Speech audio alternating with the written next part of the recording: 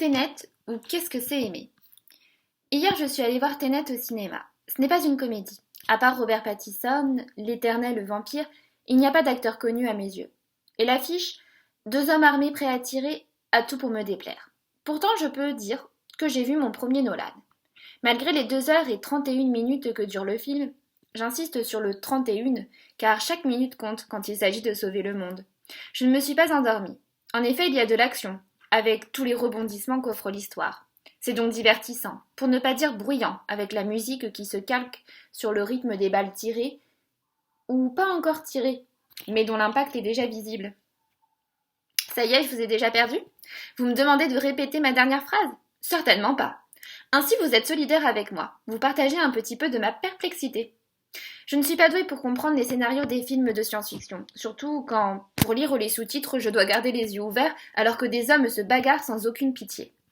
Mais ici, l'histoire inventée par Christopher Nolan est particulièrement compliquée à suivre, et je ne suis pas la seule à le dire, puisque le héros passe du présent au futur tout en revenant dans ce présent qui se veut passer, aux côtés de son propre personnage.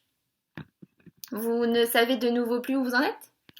J'espère, car ainsi, je me sens un petit peu moins bête lorsque je reconnais devant vous que pour ce film, je suis incapable de faire un résumé de l'histoire. Retenez alors peut-être juste qu'un homme mort cherche à sauver le monde. Sauver le monde. Je me répète, mais c'est vraiment l'objectif du protagoniste, et vous reconnaîtrez qu'il ne fait pas dans la demi-mesure. Même Robert, dans cette aventure, a un rôle que je ne sais pas expliquer, tant ce dernier est ambigu. Vit-il dans le présent passé ou le futur présent?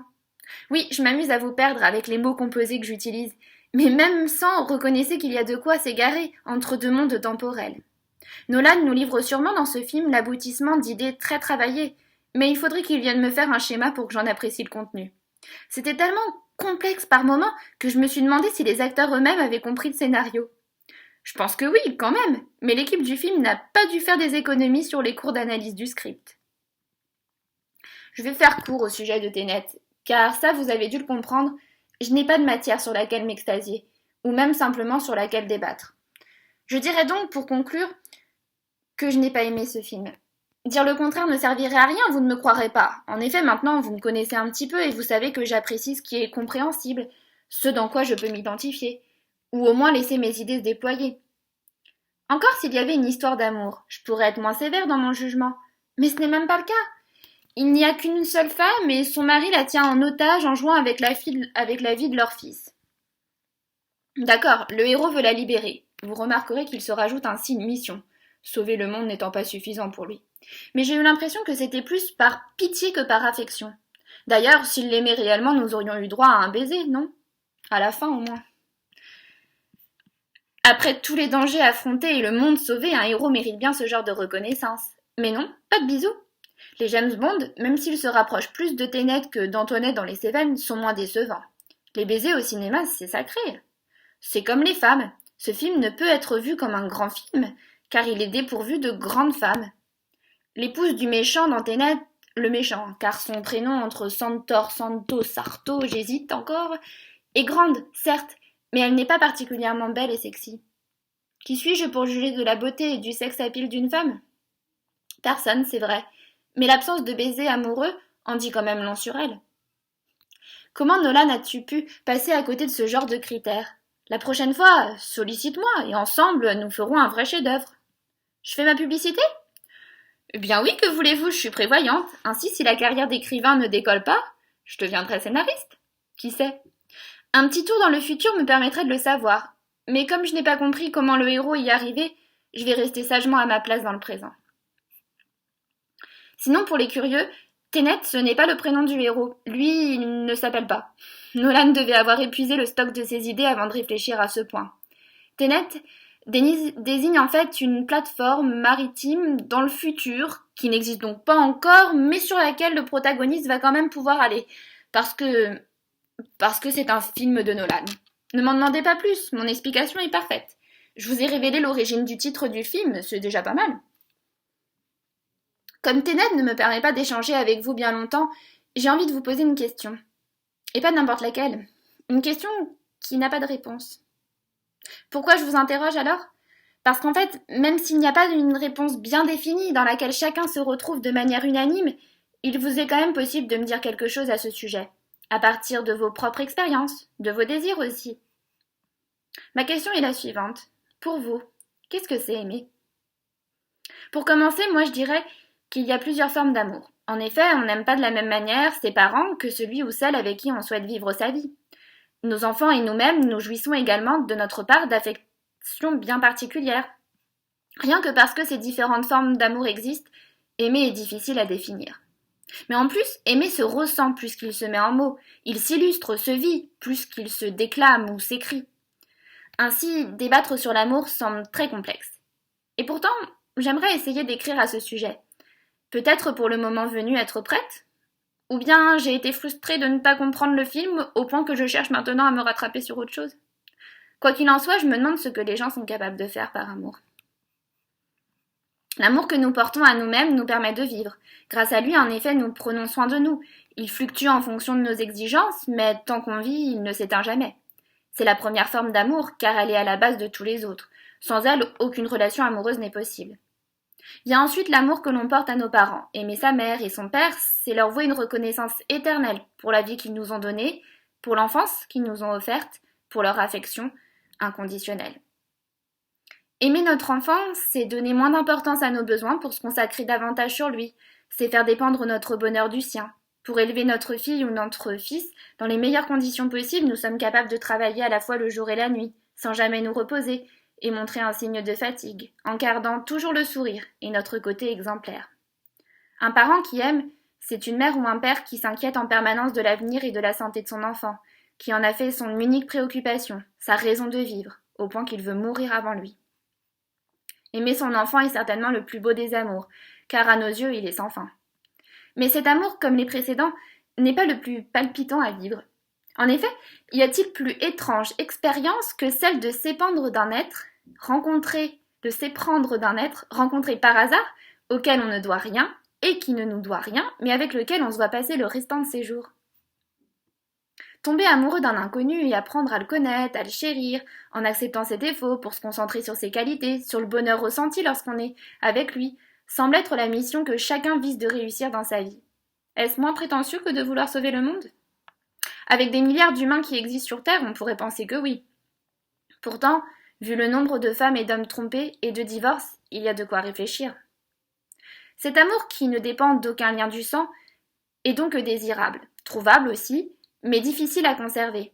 Comment ne pas le perdre est alors une autre question que je me pose et qui m'amène à me demander si l'amour durable existe. Peut-être que, quoi qu'on fasse, l'amour s'amenuise avec le temps. Ainsi les couples qui ne divorcent pas, mais qui restent ensemble, ils le font uniquement au nom des souvenirs heureux qu'ils ont partagés, ou parce qu'ils ont bâti leur relation sur autre chose que l'amour, quelque chose qui se conserve mieux, comme le respect et l'admiration. Dans ce second cas, le sentiment amoureux n'apparaîtrait qu'une fois les bases posées, et il repartirait comme il serait venu, sans rien ébranler sur le long terme. Je crois que tout amour naît de la sensation d'être bien avec la personne convoitée, c'est-à-dire à l'aise en sa présence, capable de se montrer tel qu'on est, sans peur de déplaire. La sincérité et l'authenticité sont alors les clés pour entamer une relation amoureuse. Sans elles, on ne peut être satisfait sur le long terme, en profondeur, car rappelez-vous, les masques finissent toujours par tomber. En plus, c'est une fois mis à nu, sans jouer sur les termes, que les corps peuvent réellement se plaire, que l'acte de se donner atteint une signification. Aimer un autre que soi, que nos parents ou notre enfant, c'est laisser une personne entrer dans notre vie. C'est lui accorder une place qui n'existait pas auparavant et dont on ne ressentait pas le manque. C'est changer sa manière de vivre, de se vivre, en ayant des pensées d'un genre nouveau, des pensées pour quelqu'un, qui malgré ses promesses n'est jamais fiable à 100%, qui peut à tout moment, quoi qu'on fasse, disparaître, pas forcément de la surface de la Terre, simplement de notre vie. Aimer, c'est prendre des risques, celui de souffrir d'une rupture, d'une inégalité dans l'attachement, ou juste d'une distance au quotidien, entre le lever et le coucher. Aimer son époux, son épouse, c'est vivre une aventure. C'est dangereux, c'est excitant, c'est inédit, c'est beau, c'est tragique parfois aussi. On aime en faisant des consensus, en fermant les yeux sur les imperfections, en prenant sur soi, parce que le résultat vaut bien des sacrifices. Aimer, c'est accepter de modifier ses habitudes, pour un avenir qui se veut meilleur, mais qui reste incertain. On ne décide pas de tomber amoureux, même si on se crée les occasions pour le devenir. Par contre, on choisit de donner ou non une réalité au sentiment. Et cela se réfléchit, parce qu'on est dedans le coup. Parce qu'il est important de savoir ce que l'on veut, ce qu'on est prêt à réaliser pour l'autre. Même si un je t'aime est loin de représenter à lui seul l'amour qu'un homme, une femme, voue à son prochain, c'est tout de même un début, une poignée qui se tourne, une fois les clés dans la serrure, une porte qui s'entr'ouvre, et peut-être même pour l'un déjà, un pied de l'autre côté. Nous aimer, aimer nos parents et nos enfants, oui évidemment nous le faisons, et ce naturellement. Mais aimer un homme ou une femme est tout aussi indispensable, car sans cet amour les précédents n'existeraient pas, nous n'existerions pas. Alors soyons des aventuriers, le jeu en vaut la chandelle. Me voilà philosophe, et à ce titre insatisfaite de mes réponses. Vous voyez, je ne fais pas mieux que vous. Moi aussi j'ai du mal à proposer une définition de l'amour, et mes expériences ne m'aident pas. Ce n'est pas grave, car je n'ai pas l'intention de me confronter à ce mystère de sitôt. Ainsi, en septembre, je me suis organisée de telle sorte à avoir des activités fixes et régulières chaque jour de la semaine où je ne travaille pas, pour me changer les idées, éviter de trop préparer ma classe, et voir du monde, une organisation de célibataire. En effet, quand j'ai choisi d'agir ainsi, j'étais décidée à prendre du temps pour moi, notamment avant d'entreprendre quoi que ce soit de sérieux avec un garçon. Après les difficultés rencontrées ces dernières années, je considère cela même comme indispensable. Comment aimer quelqu'un quand on ne s'aime pas soi-même ? Mais n'est-ce pas moi qui parle aussi de rencontres amoureuses hasardeuses ? Si. Dans ce cas, si un homme a le malheur prochainement de frapper à la porte de mon cœur, que ferais-je ? Est-ce que je serais prête à bousculer ma vie pour lui ? Seul l'amour me le dira. Pauvre Nolan, si tu avais connaissance des idées que ton film m'a inspirées, je crois que tu tomberais d'encore plus haut que ton héros, dans un futur encore plus invraisemblable que celui dans lequel tu as cherché à plonger tes spectateurs. C'est parce que tu m'as perdu avec tes idées inversées que je parle d'amour avant même d'avoir un amoureux. Tu n'as qu'à t'en prendre à toi-même, mais ne sois pas trop sévère. En effet, il faut que tu continues à t'aimer pour sortir un prochain film susceptible, cette fois, de me plaire.